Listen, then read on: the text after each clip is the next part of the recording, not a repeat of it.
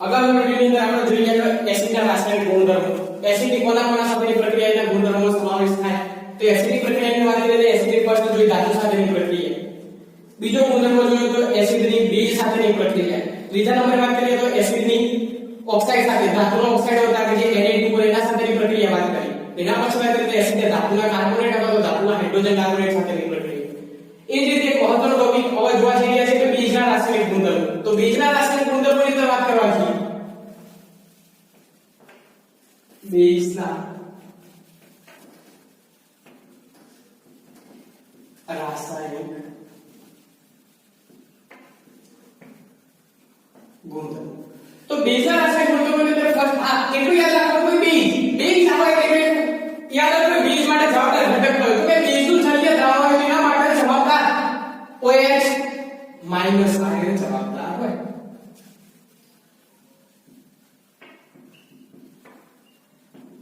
બેઝની હાજરી સૂચવવા માટેનો આયન કરો તો બેઝ આપણને ત્યારે ખબર પડે જો તમારા દ્રાવણની અંદર સોલ્યુશન એટલે જેની અંદર OH માઈનસ આયન ઉત્પન્ન થતો હોય તો તે આપણે કહી શકીએ કે આપણું જે દ્રાવણ છે એ બેઝ ધરાવતું હશે. તો એનો ફર્સ્ટ ગુણધર્મ વાત કરીએ. બેઝની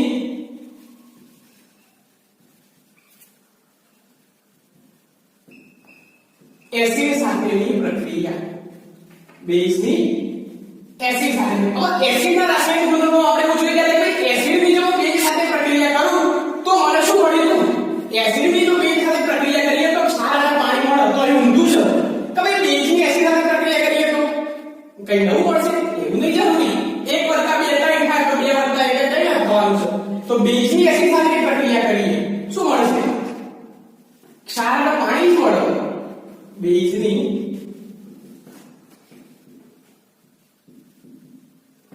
એસિડ સાથે પ્રક્રિયા કરતા ક્ષાર અને પાણી મળે છે. એટલે આ પ્રક્રિયા કઈ ચાલશે? જો ક્ષાર અને પાણી આપણને મળે એટલે એનો મતલબ એવો આપણી આ પ્રક્રિયા કઈ છે? તટસ્થીકરણની પ્રક્રિયા કહેવાય. કઈ પ્રક્રિયા કહેવાય? તટસ્થીકરણની પ્રક્રિયા. જનરલ સમીકરણ જોઈએ.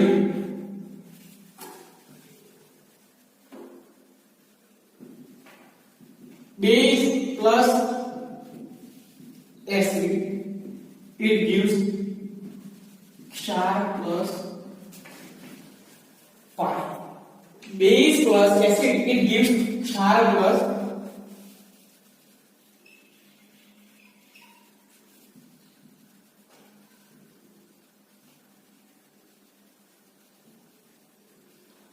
for example બેઝ નો એક્ઝામ્પલ જોઈએ તો કે બેઝ ના એક્ઝામ્પલમાં કયો આવશે? Base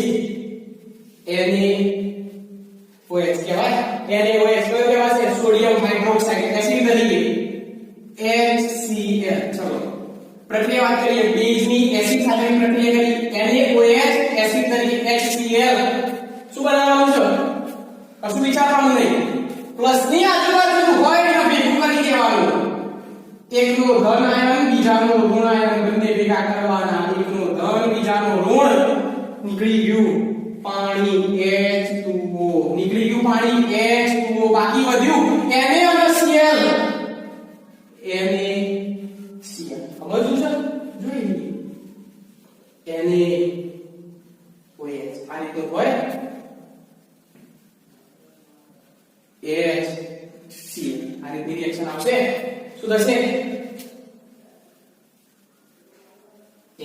Na OH minus H plus Cl minus. લગન કરો फ्री जाती है.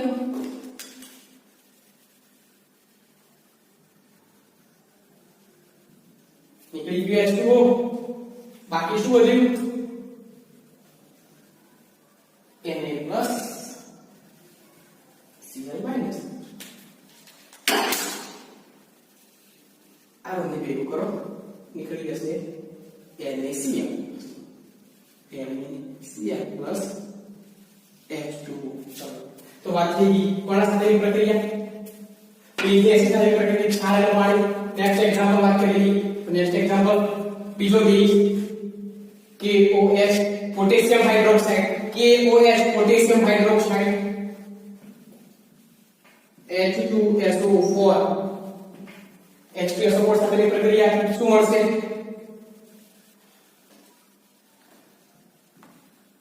K2SO4 plus H2 K2SO4 plus H2O potassium sulfate ના સિવાય હજી another example calcium hydroxide CaOH twice HNO3 nitric acid શું કહેવાશે નાઇટ્રિક એસિડ સાથેની પ્રક્રિયા શું બનશે calcium nitrate CaNO3 twice plus H2O calcium nitrate આના સિવાય હજી જો હોય તો NH4OH NH4 આવ્યું છે OH plus HCl it gives NH4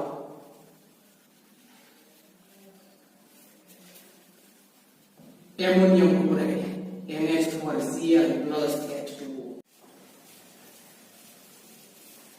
હવે વાત કરવા જઈએ તો કે બેઝની અલગ જે વાત કરી નવો ગુણધર્મ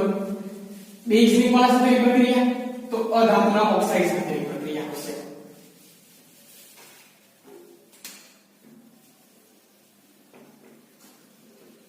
બેઝની અધાતુ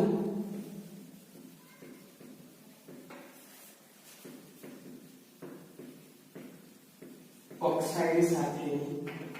પ્રક્રિયા અધાતુ તત્વોનો ઓક્સાઇડ માં કર્યો હોય અધાતુ તત્વો કયા કયા તો વાત કરીએ આપણે યાદ રાખો જનરલી કાર્બન સલ્ફર બે વસ્તુ યાદ રાખો કાર્બન અને સલ્ફર છે આપણો અધાતુ તત્વો છે એના ઓક્સાઇડ એટલે કે કાર્બન ઓક્સાઇડ કાર્બન ડાયોક્સાઇડ અને સલ્ફર ઓક્સાઇડ એટલે સલ્ફર ટ્રાયોક્સાઇડ SO3 છે SO2 છે આ બધા છે તો બેઝની અધાતુ ઓક્સાઇડ સાથેની પ્રક્રિયાથી શું મળશે બેઝની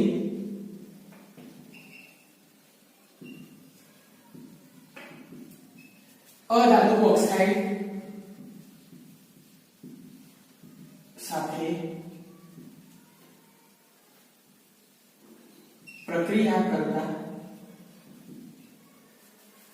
ક્ષાર અને પાણી મળે છે ચલો જોઈએ બેઝિક અધાતુ ઓક્સાઇડ સાથેની પ્રક્રિયા બેઝ પ્લસ અધાતુ oxide it gives ક્ષાર plus પાણી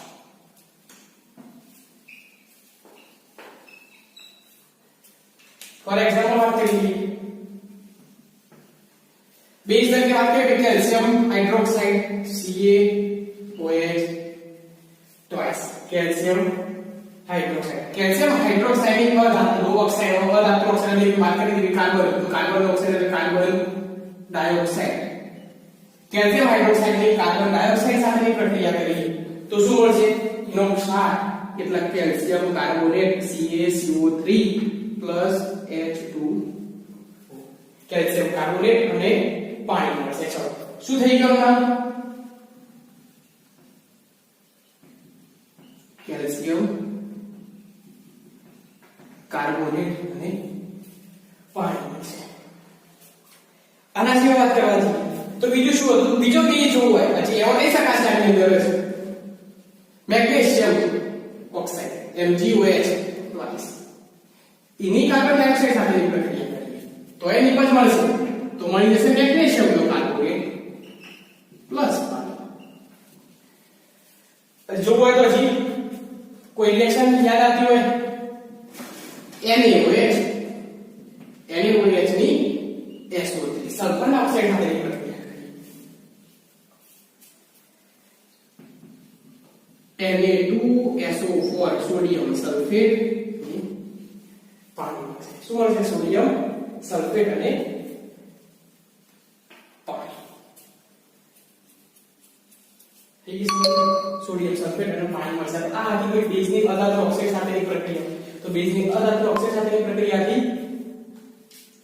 આપીએ તો એક ક્ષાર અને પાણી મળી ગયું એનો મતલબ એવો આ જે આગળ જોયું એસિડ સાથેની પ્રક્રિયા એસિડ સાથેની પ્રક્રિયાથી જે રીતે આપણને તટસ્થીકરણની પ્રક્રિયા દેખી એવી જ તટસ્થીકરણની પ્રક્રિયા આવતી હશે ઓકે અલગ વાત કરીએ સ્ટોપ સર કરી સ્ટોપ સ્પેસ આવી છે બેઝની જે વાત ઓક્સાઇડ સાથેની પ્રક્રિયાની વાત કરીએ તો કે જોઈ ગયા હવે બેઝની વાત કરીએ તો કેટલીક વિશિષ્ટ કેટલીક ધાતુઓ છે કે જેની સાથે બેઝ પ્રક્રિયા દરેક સાથે પ્રક્રિયા બીજ આપતો નથી એવી કઈ ધાતુ છે કે જેની સાથે બીજને આપણને રિએક્શન જોવા મળે છે એની ચર્ચા કરીએ તો ગુણધર્મ છે અને હા મહત્વનો ટોપિક છે કે આની અંદર જે કહેવાય કે સ્પેશિયલ કેસની અંદર આ જ રિએક્શન પૂછાતી છે કે જે મહત્વની કારણ તો આની મળતી નિપજ આપવા માટે કઈ વિશિષ્ટ છે બીજની કેટલીક ધાતુ સાથેની પ્રક્રિયા કેટલીક ધાતુ કેમ લખવું પડ્યું તો આપણે એવું કીધું હતું ભાઈ એસિડના જે ચેપ્ટરની શરૂઆત કરી એ વખતે સામાન્ય ગુણધર્મો જોયા હતા કે એસિડના સામાન્ય ગુણધર્મો આપણે એવું કીધું હતું ભાઈ એસિડ ધાતુ સાથે પ્રક્રિયા કરે એટલે આપણે હાઇડ્રોજન વાયુ મળતો હતો પણ એવું આપણે બેઝમાં હતું કીધું ભાઈ બેઝ ધાતુ સાથે પ્રક્રિયા કરે હાઇડ્રોજન વાયુ મળે છે બરોબર એટલે એના કારણે કે કેટલીક ધાતુઓ છે કે જેના સાથે બેઝ પ્રક્રિયા આપશે ચલો એવી કઈ કેટલીક ધાતુઓ છે કે કેટલીક ધાતુ તરીકે કે બેઝ આપશે Zn અને બીજા નંબરે આવશે એલ્યુમિનિયમ ઝિંક અને એલ્યુમિનિયમ તો બે જ ધાતુઓ છે કે જેના સાથે બેઝ આપણી પ્રક્રિયા આપશે આ બંને ધાતુઓ કેવી ધાતુઓ તો બંને ઉભયધર્મી ધાતુઓ કહેવાશે કઈ ધાતુઓ કહેવાશે ઉભયધર્મી ધાતુઓ કે જેના સાથે બેઝ આપણને પ્રક્રિયા આપશે તો બેઝની ધાતુ સાથેની પ્રક્રિયા વાત કરીએ તો બેઝમાં પાછા મહત્વ આપી કયા કયા બેઝ તો બંને પ્રબળ બેઝ ઉદાહરણ આપશે પ્રબળ બેઝના ઉદાહરણ લાસ્ટ ટાઈમ ચર્ચા કરી ગયા કે બેઝના પ્રકાર આવે પ્રબળ બેઝ અને નિર્બળ બેઝ તો પ્રબળ બેઝમાં બે સોડિયમ હાઇડ્રોક્સાઇડ અને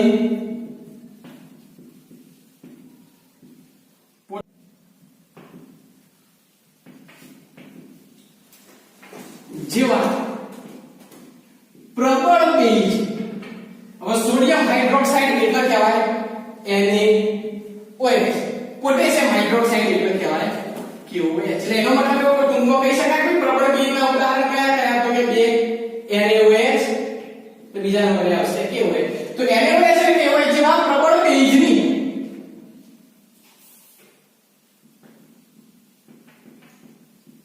કેટલીક ધાતુ તો કેવી ઉભયધર્મી ધાતુ સાથે પ્રક્રિયા કરતો ક્ષાર અને હાઇડ્રોજન વાયુ મળે છે ક્ષાર અને હાઇડ્રોજન વાયુ મળે છે ચલો ઉદાહરણ જનરલ સમીકરણ જોઈ લઈએ બેઝ પ્લસ ધાતુ પ્લસ પાણી અહીં યાદ રાખવાનું છે માત્ર બેઝનું જલીય દ્રાવણ હશે માત્ર એવું નહીં કે માત્ર બેઝ સાથે બેઝનું જલીય દ્રાવણની અંદર પાણીની હાજરી હોવી જરૂરી છે તો બેઝ પ્લસ ધાતુ પ્લસ પાણી ઇટ gives ક્ષાર પ્લસ ડાયહાઇડ્રોજન બોલો અથવા હાઇડ્રોજન વાયુ આ થઈ ગયું તમારું સામાન્ય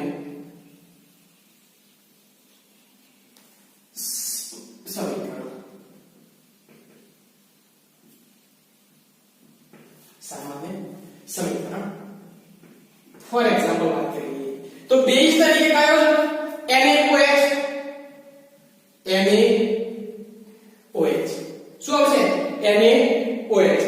NaOH ધાતુ કઈ ધાતુ તો કે ઉભયધર્મી ધાતુ તરીકે બે હતી Zn અને Al Zn અને કઈ હતી Al તો Zn સાથે પ્રક્રિયા કરી ધાતુ તરીકે કઈ લઈએ છીએ Zn એટલે ઝિંક સોડિયમ હાઇડ્રોક્સાઇડ ની ઝિંક સાથે અને જલીય દ્રાવણ એટલે H2O તો એના સાથેની પ્રક્રિયા યાદ કરીએ તો કે નિપજમાં શું મળશે ક્ષાર Na2 Zn કૌંસની અંદર OH 4 times plus H2 નિપજમાં જોઈએ તો કઈ ગોડા કરાય એવો આવ્યું છે નિપજ જેવડી મોટી મળે છે ગોડું થવાય શું મળ્યું Na2Zn કૌંસની અંદર OH 4 times નામ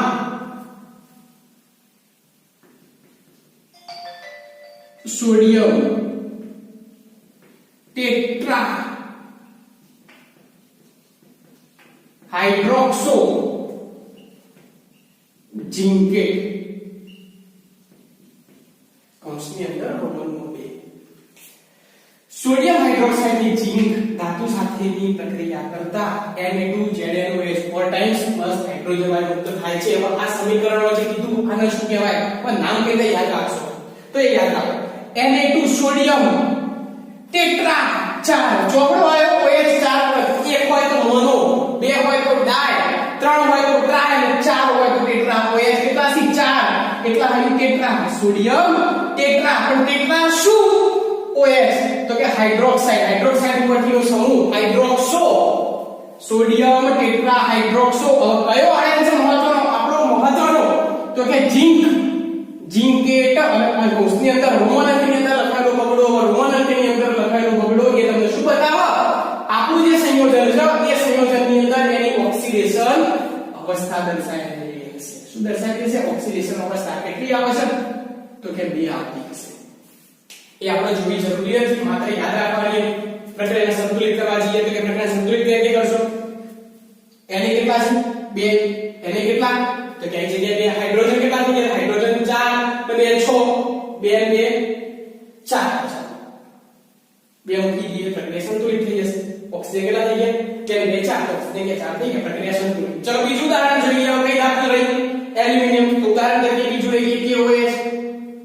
KOH પોટેશિયમ હાઇડ્રોક્સાઇડ પ્રબળ બીજ સાપ એક NaOH પ્રબળ બીજ જાય તો બીજો બધું કે પોટેશિયમ હાઇડ્રોક્સાઇડ ની એલ્યુમિનિયમ સાથેની પ્રક્રિયા વત્તા H2O KOH વત્તા aluminium plus H2O it gives શું મળશે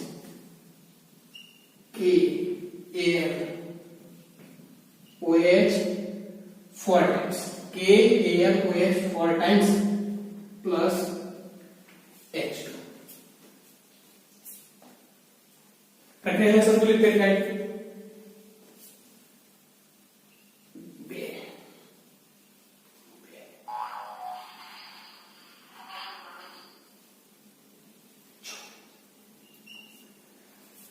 થઈ ગયા સંતુલિત નામકરણ કરીએ ચલો નામ આમાં સોડિયમ પ્રથમ હતું તો સોડિયમ શું પ્રથમ છે K for પોટેશિયમ કેટલા 4 ટેટ્રા પોટેશિયમ ટેટ્રા હાઇડ્રોક્સો जिंक ઉપરથી जिंकेट તો એલ્યુમિનિયમ પરથી એલ્યુમિનેટ શું બોલાશે એલ્યુમિનેટ આની અંદર ની કેટલો આવશે વિસ્ભાર ઓક્સિડેશન અવસ્થા તો ઓક્સિડેશન અવસ્થા થશે 3 કેટલી થશે 3 નામકરણ જોઈ લો પોટેશિયમ ટેટ્રા હાઇડ્રોક્સો એલ્યુમિનેટ કૌંસની અંદર 3 Na નો વિસ્ભાર +1 હોય OH નો 4 હોય તો જોઈએ તો કે શું થાય Na2 એટલે કે +2 આના -4 કેટલા વધ્યા +2 -2 સામે છે 0 થશે +2 થશે એટલે કે વિસ્ભાર ગયા અહીં ગણી K નો +1 OH નો -4 સામે ગયા +4 નો 3 ગયો 3 વિસ્ભાર આવી ગયો 3 તો આ રીતે જે કહીએ છીએ કે આપણે સામાન્ય રીતે બીજી કોઈ બીજની પ્રક્રિયાની એક ક્ષાર હોય અહીં જે આપણને ક્ષાર મળે છે એક ક્ષાર સામાન્ય ક્ષાર નથી હોતો આ રીતે મળતો એક ક્ષાર કરો ને એક ક્ષાર આપણે કેવો ક્ષાર કહી શકીએ છીએ તો એક ક્ષારમાં આપણે કહી શકીશું સંકીર્ણ ક્ષાર કયો ક્ષાર સંકીર્ણ ક્ષાર તરીકે ઓળખવામાં આવશે એટલે અહીં એવું લખી શકાય તો પ્રક્રિયા કરતો શું મળે છે સંકીર્ણ ક્ષાર અને હાઇડ્રોજન વાયુ મુક્ત થાય તો આ હતી બેઝની કેટલીક ધાતુઓ સાથેની પ્રક્રિયા તો બેઝની મહત્વની યાદ રાખવાની છે રિએક્શન તો આ રિએક્શનની અંદર કારણ કે આપણે જનરલ